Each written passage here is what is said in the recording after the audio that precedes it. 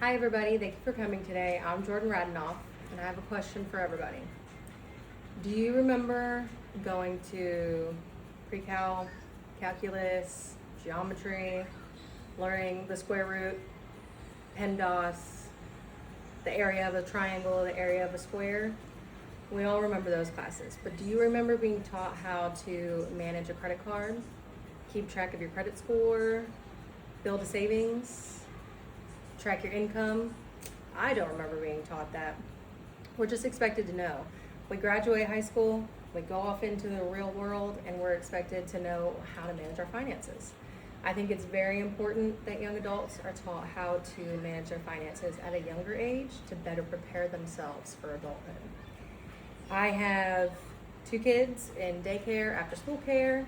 I work 2 jobs, so I have 2 sources of income, and I have a laundry list of expenses to pay for. I remember when I graduated high school, I thought I was going to be a big girl, go and get my own apartment. Didn't know that I needed to have a good credit score. Didn't know that I needed to have rental history, credit history, anything like that. So I get to the office and I'm told, oh, well, you need a cosigner because you don't have a credit score or history to show that you're reliable. We all have rent, car payments, insurance payments, phone, groceries, everybody's got to eat. We all have expenses and we all have some sort of income coming in.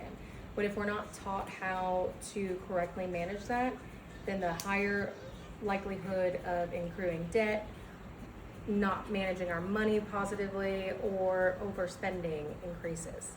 The Federal Reserve in 2024 wrote the Economic Well-Being Report that many people, a majority of people, struggle with unexpected expenses. I didn't know that, when I started managing my own money, paying for my own place to live, that on top of that, I needed to build a savings. Granted, I rented, so I had landlords or maintenance crews to come and handle things at the house, but I still needed a rainy day fund, and I didn't know that you were supposed to put money aside to do that. It's not that we're irresponsible, it's that we were never taught how to manage our money the right way. And why is that? We're taught how to do math problems, we're taught about the history of Texas when you take classes in Texas, we're taught how to write a book report, use MLA format, APA citations, we're taught all of that, but we're not taught how to be prepared for the financial world as adults. We don't know how. I went in blind to do my taxes. I had to call my dad and say, how do I do this? Well, I have no idea what I'm doing. I'm just following what TurboTax says. Am I doing it right? We're not taught any of the skills that we need in order to be financially stable as adults when we don't have adults to rely on. Kaiser and Minkoff had a 2020 Economics of Education review that was posted that said financial education equals better choices in the future. We're able to enter adulthood being more prepared instead of entering blind, not knowing what we're doing, accruing more debt, and getting into a hole financially that we can't get out of. There's an easy solution.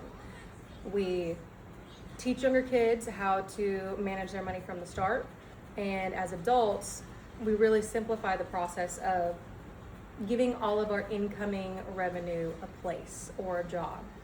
For example, when my paycheck hits every Friday, I pay 2 weeks of daycare, after school care, I put aside half of the money for rent, and I make sure that all of my big bills are sort of handled ahead of time.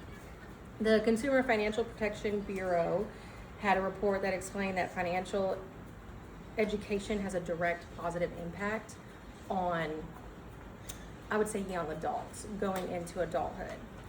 First of all, it's important to track where we're spending.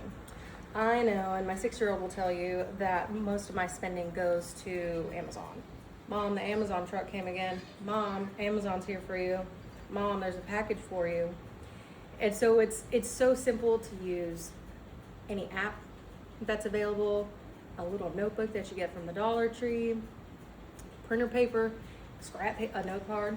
It's important to track your spending, to look at the end of each month and go, okay, here's where my money went, here's where I can mess around, here's where I can fix it, here's where I need to save. Again, the Consumer Financial Protection Bureau reported that having a spending plan and an expense tracker are vital tools in order to have a positive financial impact on yourself. It's always good to have an emergency fund or savings. It's not always easy to do.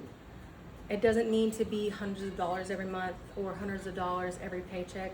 Even $10 or $15 here and there will add up to having a savings, because you never know what's going to come your way. The Federal Trade Commission stated that managing your money also supports being educated at a younger age. We can plan ahead. We can understand how credit cards work. I remember my first credit card, I had no idea how it worked. I thought, I'm just gonna max it out and then I can just pay the minimum payment and I'll be okay. Not realizing that there was a 25% APR interest, that even if I paid the card, it was still the same amount the next month. It's less stress in the end, but it's more work to be financially smart, to plan financially. It's best to have an attainable budget and set goals.